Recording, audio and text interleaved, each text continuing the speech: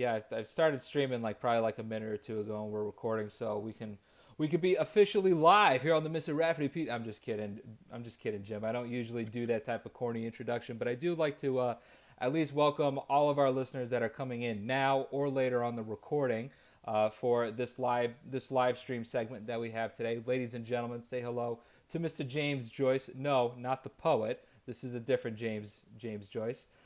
Just for to give you a little bit of a background, Jim, I'm going to have you introduce yourself anyway. But what Jim's going to be talking about today is actually just about music, and it's a completely different topic from what we've usually done in the past, which is all the more reason why I wanted to have Jim here on the live stream. Jim is actually boyfriends with my cousin Liz, so there's just a little bit of a family connection. All the more reason for you to say yes. So thanks again for doing this, Jim. Thanks for coming on. I'll let you go ahead No and problem. introduce yourself to our listeners.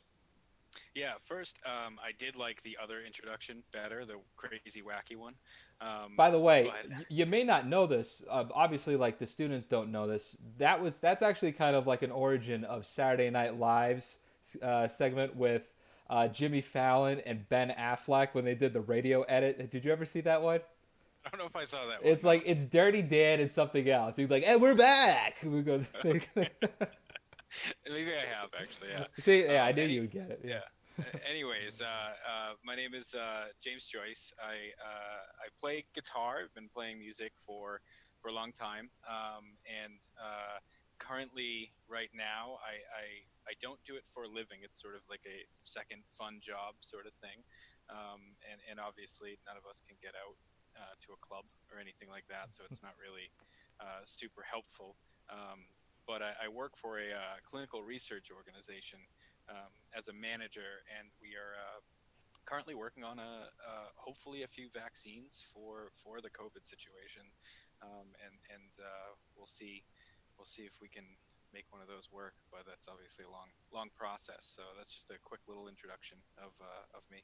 Well, that's good input. Thanks for providing that, Jim. What we could kind of get into, and even just when you mentioned within your job title, if there's a way we can go into this, great. If we don't, I'll not that big of a deal. But just from the word that you said that you mentioned earlier about the process, I figured that would be some pretty good perspectives, whether it's stories or just point of views or anything like that about the process that kind of goes into a passion. So with this segment that I've been starting with all this, it's covered in all sorts of many different areas of wellness, and just we've shown steps per se on how it can be applied because it's so individual and it's so personal, and it's really just part of everyone's own journey. However, I figured music would just be some great examples and some great things for you to just to explain on that, just the process and a few of the other questions that I have. But before we start getting into the heavy ones, I usually start with heavy questions for our guest speakers. But I'll start with an easy one for you. Um, just talk about where you started. When did you really start? I guess noticing this passion of yours, was it at a young age, like a lot may assume it is, or did it kind of occur at a different time? Yeah, so I started playing guitar when I was 15, and I was over a friend's house, and his sister's boyfriend had a guitar, and he kind of let us play around with it, and I was hooked. I was absolutely addicted at that point.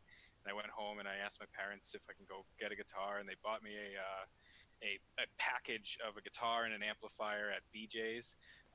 It was like $100 package. It was really a crappy guitar, but it, super sentimental. And uh, and I just fell in love with it. And even though I wasn't good and I couldn't play anything and it was just noise, I just it became a passion. And at the time, all of my friends, my whole group of friends, all kind of got into it at the same time. And they all picked up different instruments, so it was kind of nice to kind of push each other to get better, so we could actually play and not just be noise. So I had some friends that picked up drums and bass and a couple other guitarists, and it was nice to just kind of grow up that way, and we were lucky enough to be close knit and really just pushed each other, and we all just were so passionate about it. So that's kind of how I started getting into guitar. No, that's just a good little example of just mentioning on how impactful an environment can be. Yeah. And when people usually hear that word, they may think in other areas, but your surroundings around you, I'm trying to say, kind of shows to be a good contributor for that, which is interesting. And I'm sure that all shows out in all sorts of different ways. So from that point, when you were 15 years old, your friends getting together and starting this whole thing. I know what we all want to get into on how at this point you play. Is it the lead guitar position for a Metallica cover band? No, I play rhythm and I sing. You I play don't the play the rhythm. lead. You play the Yeah. rhythm, and you scream for the Metallica. Yes. Excellent. Yes. So we may have some listeners here that know exactly what you're talking about, and some other high school students, probably a majority of them, that have absolutely no clue about it and whatnot. But I know what you're at least talking about, and it's something that it's music that I enjoy personally, and my students know that as well. But from when you started to um, where you are now, for the Metallica covered band, which by the way is titled Master of Beers, which was a parody title of Master of Puppets, one of the Metallica songs. But you kids aren't old enough to do that anyway, so you'll just enjoy the title as is. Had to mention that at least once, right? But in all seriousness, like it's you play all these songs and you're very talented now.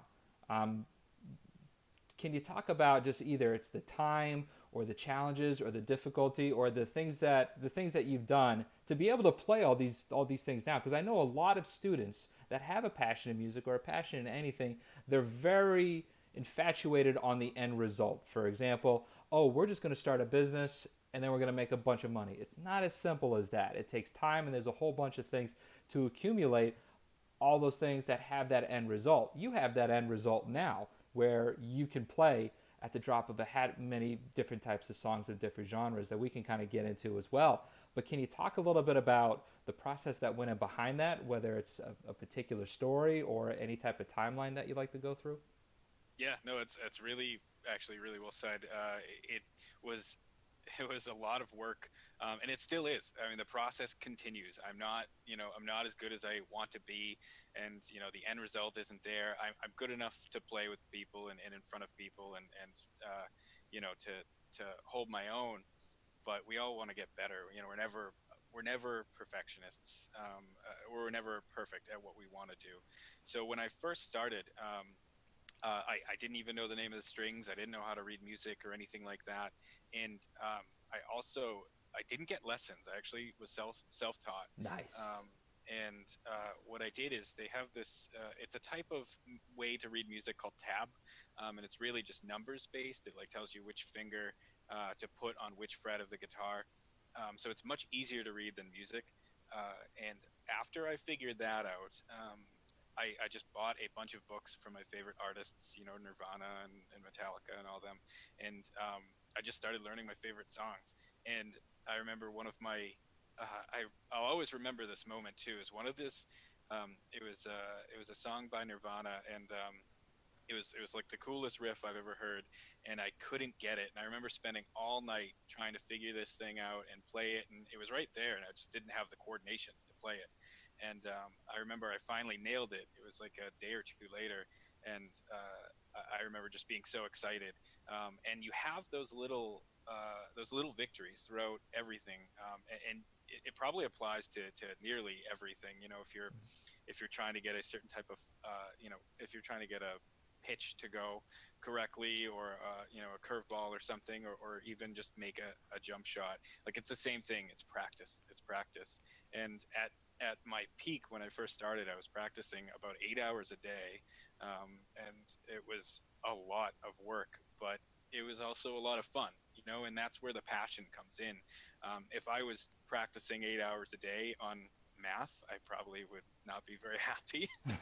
If I was practicing 8 hours a day, even on drums, it's not really my passion. Guitar just stuck with me, and 8 hours didn't feel like work to me. It felt like fun. Um, Obviously, I can't do the 8 hours anymore. The older you get, the harder it is to put that much time into it. But it was it was a ton of work, and you kind of, if you run into difficult things, and I still do this at now, if there's a difficult song or a difficult riff that's really intricate that I can't get, and I'm practicing, I have to be, patient and step away, and I have to walk away for a little bit, and maybe I'll get it next time. Maybe I won't. Maybe I'll get it in a week from now. But really, it's just a lot of trial and error and practice, and that's the only way to get there. And some people, will need sort of that guidance from lessons and stuff like that. Um, it's really about how you learn, and I probably would be better if I took lessons, but I didn't, and I'm pretty good at the point, so I feel good about where I'm at. But like I said, there's always room to improve. Personally, I love the self-taught idea, just because it's your own process and then it's your own journey, and Mhm. quite frankly, like a credit for your own resourcefulness to go ahead and try to figure it out. Heck, you even went as far as looking up books to Yeah, on the bands that you follow, just to pick up to see if that there's something there. I loved how you mentioned within time because it's a great demonstration on learning. I don't know if you know of this, just to add a little side point. Um, there's there's this video of this guy that's skateboarding, and the trick is he goes up a ramp on one skateboard, jumps off of it to jump on another one that's like already set up on a rail. Then he grinds on it and he tries to do a kickflip off of it. So obviously, like, yeah, the amount of time I need to put into that would be huge. And this guy himself, who knew what he was doing, fail after fail after fail after fail after fail, and it's the video of him just messing up 8 different ways to Sunday until that yeah, one time when he finally achieved it and he was able to do it. And yeah, it's a great small victory that no one notices but that guy, that no one notices yeah, but you, and it's something to just certainly be accomplished with in general. So, but there was, yeah. you actually mentioned something a little bit that I wanted to ask you. This isn't on the script. Like I said, I come up with questions on the spot every now and then. Can you explain at any point of your process when obtaining your skill on playing guitar? Were there any points on doing things that you didn't want to do? I don't mean necessarily in frustration, but is there any point on you playing yourself or playing with other band members on things that you do that just are not fun, that actually are kind of closer to work, but you still kind of have to do it anyway? Yeah, yeah. There's been plenty of those times Okay. actually. There's been a handful of times I've got myself into projects or bands that I'm just like, you did it because your friends are in it or something, and then you found out you just like you don't enjoy playing it. It's either like you don't the end result of creating that song or something is not as fun as it was in a different band. Or we they're cover tunes that we would play, and there's sometimes cover songs that I don't really care for, but the rest of the band wants to do it, so you got to kind of cooperate with them and work through it. And but it is more difficult to get through it, just because you don't have the same feeling and passion as something that you actually enjoy. So there are plenty of times, and you do have to do it, and you do have to learn what a blues scale is and things like that, because it'll help you. So there's a lot of scales, a lot of notes, and even some math involved in um, music. And it's not always the fun parts, but it's all of the tools you need to become successful. So you do have to build on that a lot. Okay, I have to ask you the same clueless question that I would sometimes even ask my students. How is math involved in music? Yeah, so there's actually plenty of math. So first, you have to stay on beat. So a lot of times it's not just one, two, three, four. Okay, It's all not right. just a four count. Sometimes it's a six. Sometimes you actually have to, like, it's intricate to a point. And I know some of the music you listen to, especially is like, you'll have a bar of six and then a bar of four, and then you'll have like a half stop. And these are things that when you're playing with four or five other people, you need to be on note. You need to be on beat, so you're constantly tapping your foot or counting in your head. And that's part of the math. There's also harmonies. If you're playing the fifth of something, it will go with a different note. But if you play the wrong note, it's gonna sound like trash. So there is a lot. It's not your traditional math, but there is a lot of just kind of math involvement. Okay, all right. Right when you said that, I go, oh yeah, no, okay, I actually know that part of it as well. Just obviously not as much, but since we're still talking about now, this has kind of moved into playing with others and all the factors that go into coordination and cooperation. Yeah, Whether it's playing the music itself or just vibing with the guys on a positive thing. yeah, We've certainly yeah. talked a little bit about the things that are tough to do, but just talk about just the experiences, the rewards, all the positive things that come in when you have a really good product or a really good result of something. Yeah. Well, one of the main benefits that I've gained through music just over the years is the amount of close friendships I have. There's nothing like being in a band with somebody and going on a even a small tour. I've done a couple of small tours that are you're just crammed in a van and you don't know where you're going to sleep that night and hopefully you can find a spot and you're not getting paid any money, so it's you kind of wipe out all the money you have, but there's sort of a camaraderie about that you can't get in other ways. So it's very much kind of like a team thing, and uh, part of the coordination and besides all of the talking you do have to do is you have to work together. I'm not when I'm in a band, I'm not the only one playing. So if somebody is making a mistake, we have to have that communication, and we have to be okay to take that feedback. And I Okay. get it all the time. They say I'm off, or I missed a beat here, and we have to stop the song and talk about it and figure it out. So it is it's not just like we get there and we play and we're good. Like it's a lot of hard work. Even the songs we think we know, the ones we've been listening to for 20 years, we still can't just go up and play it together. So there is a lot of coordination and cooperation with the rest, of the groups for sure. That's one thing.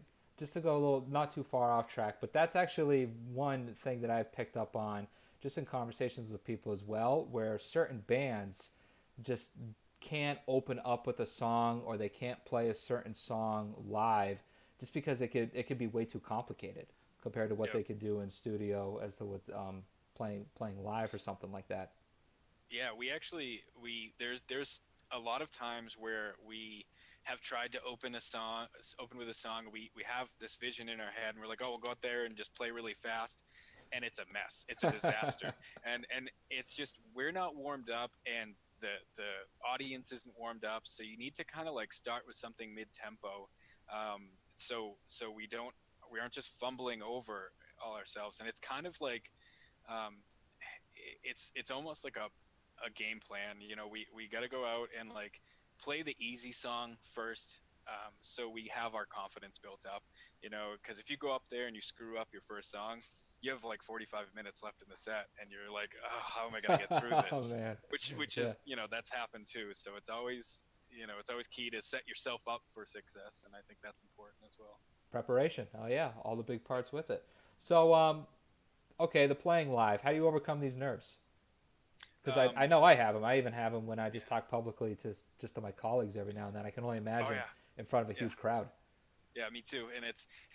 That's I always I'm always nervous every single time, no matter how many times I do it. It gets worse, like if it's been a while before the concert or whatever. And it's the build up. You're in your head and you're like, oh, I'm gonna break a string or I'm gonna screw up. Um, and really, I mean, just the thing that pushes me, because you always have those moments right before you get on stage and you're like, I can't do this. The last band was great. We're not going to be better than them. We're going to go out there and it's going to be a dud. But you do have three or four or more other people in that band and they're your friends. They're your bandmates, and you don't want to let them down. So this is where all the practice comes in, and you kind of just got to trust yourself and everything that you guys have been working on. And if I were to say, oh, I can't go up, it would let them down. And that's kind of where you are. It's fun, but it's nerve wracking, and it's better once you get up there and you start sweating and you're in it. Then it's not so bad. But that initial part, you're your heart's racing, you're going a mile a minute, and that's why we can't play those fast songs because there's just too much right in the beginning, too much going on. Well, that's a good setup because you always notice whenever there's something that you're doing, like especially when just public speaking or performing in general, the first part's always the worst. It Yep. always is. It seems to be just the biggest barrier. Then yeah, once you get over it, you're completely fine. Whether it's dealing with the people that you want to deal with or don't want to deal with, or things you want to do or don't have to do, the same challenges Yeah. go along there anyway. So I have one other question, but actually want to hold off on to a little bit. I want to ask you just a couple light, easier questions, just because I know some of the people that are going to be watching this now or later are going to ask. Give me a list of some of your favorite bands. What's your top five? I know that may change every week or month or something like that. But like, say for like right now, like just the five most influential bands, or it doesn't even have to be bands. It could be any music. If it's Britney Spears, go ahead and mention that. I wouldn't mind. Sure. Yeah, it happens to be all different types of metal. Metallica is certainly my one of my top favorites. I love Alice in Chains. There's this band called Typo Negative. That's a like a goth rock band that I really love. Ozzy, who doesn't love Ozzy Osbourne? And probably Judas Priest. So a lot of like the British heavy metal I love, and it's a lot of mid '80s music, but there's a lot of '90s stuff in there that I love too. There's it's not just metal, but those are kind of my favorite ones to start with. Well, what about country music then? Do you like country music? Not so much. You know what? Me neither. And I tell like Yeah, anyone that like, because almost anyone that I know like likes country yeah. music, and I go, hey, That I'm not that's against yeah. it. You know? There's nothing like it's not. They're extremely talented, and there's some good stuff out there, but not exactly my cup of tea. I think most of any other genre I I like. Yeah, I would say that. Well, just to add another one onto it as well, just because what's happened now, and you're well aware of this. If there's any other bands that you want to mention, go ahead. But it seems like the metal or alternative or um, any other type of word has now turned into so many other different Yeah, hybrid genres of music, yeah, and some of them I actually kind of enjoy. And there's like a lot of new stuff out there that just some kids will even just mention to me about. But there's also some other students, not that I'm going to give any names, but there are students that are walking in the hallways with Slipknot shirts and Deftones t-shirts. And of course, Deftones is my favorite band, so there's one student I got to pull them. Okay, we have to talk about how you're my favorite student now. All of a sudden, how'd you know this? But I mean, what's your thoughts on just the evolution of how the sound has turned into so many different genres? I mean, it has to. I don't know about all the naming and everything like that. Like, there's just some funky names, but you try and like jam all these bands into a category, but they all have their own sound. Like so it's you can put them in a category, but the evolution of music is always going to happen. It was classical a long time ago, Mm-hmm. and before rock and roll was a thing, and there's influences you can kind of hear in all of them about all the bands that these people grew up and listened to. So it's cool to kind of see that evolution. But I'm all for it. I mean, if you make the same thing over and over again, it's gonna become boring, and you know then there's no music left besides what was already done. I hear you. Yeah, absolutely. And I guess I'll just consider this as the last question. When you were in high school, and or even in middle school, were there any things that were occurring like inside the classroom that you think would contribute towards like just your musical experiences and the things that you've gone? I know you mentioned before earlier that you taught yourself, Mm. and I want you to answer honestly. That's completely fine. Was there any factors or things that you think are just that were important then for like a music class, for example, or other teachers or anything like that that helped within your music experience, or was it all kind of stuff outside of the classroom? We in high school we actually didn't have a music program in my high school, Ah, man. which was too bad. But Yeah. in middle school and grade school, I actually played trumpet. Um, and I hated it. And I learned how to read some music then, and it was kind of my first. It was my first musical instrument that I tried to play, and I played it for a few years, and I could play the Jurassic Park theme, and that was it. Um, uh, but that kind of it turned me off for a little bit, but it was very eye opening when I did find guitar that I was like, oh, it's not just music I don't like. It's not just instruments. It was just that instrument I wasn't into. So I think learning to play trumpet and being bad at it and not liking it was probably actually pretty good, in the long run. Cool. Um, but yeah, as far as like high school, it was more the stuff that happened outside of high school, during high school, because we just didn't have a music program. But I met a lot of people that play guitar, and I would see them, and they were a lot better than me, and it would just push me to, try and push myself to get better and get up to that standard. And that's kind of, the biggest thing that happened. And I mean, even right now, there's I know with the quarantine and the COVID situation going on, um, this is probably a good time for people to pick up guitar. I There's a lot of Zoom lessons that do. I have a friend that's a guitar teacher for his profession, and he does a ton of Zoom lessons, and they're all over the computer now, and it's a great time to actually do that. That's a good recommendation. Thank you for doing that. That's a great idea because we all have to do things that we don't want to do, and that's just part of the thing that like I just try promoting on just the initiative in any Yeah, area, and that could certainly help with it. Um, yeah, but I tell you what, you would have a nice grin on checking out the equipment that we have at our high school. We have separate rooms and yeah, computers in each room and all sorts of equipment. Yeah, we have guitar classes and everything like that. Not that I'm bragging on yeah. Wolverine Whatever. pride I or love anything that. like that. Yeah, Yeah, but no, you would really appreciate it. Just since I love that. you've shown to be so resourceful, and unfortunately you didn't have it in high school, but at least you had the experience in middle school and grade school to help you lead to Yeah. that. So that's awesome and great. Um, but other than that, I don't have any other questions. But I'll leave you on the last mic, Jim. If there was anything else that you just wanted to add, I love the plug that you did just on picking up guitar and how that can just be easily done nowadays. But was there anything else that you wanted to add before we sign you off?